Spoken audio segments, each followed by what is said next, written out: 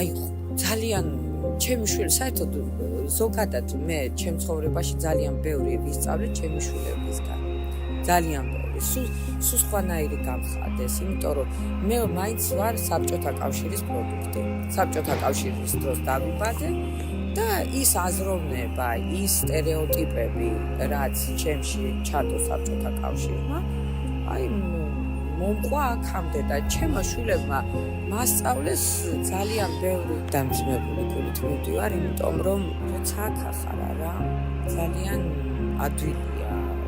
აი რაღაცა რო არის და უცბად ჩაიცმევ და გავარდები იქა და შენ შვილების გვერდით იქნები და წარმოიდგინეთ 1000 კილომეტრების იქეთ ვიქნები და ტელეფონი იქნება და რაღაცა ეს ახალი ამბები და რა არის, როგორ არის, ნამდვილად ძალიან დამძიმებული გულით მივდივარ, ძალიან. ისე მოხდა, რომ არ წავიდე არ შეიძლება, თორემ ნამდვილად დავიცდიდი, კიდევ არ წავიდოდი. აი შეიძლება ითქვას, რომ მივდივარ და გულს აკავტოვ.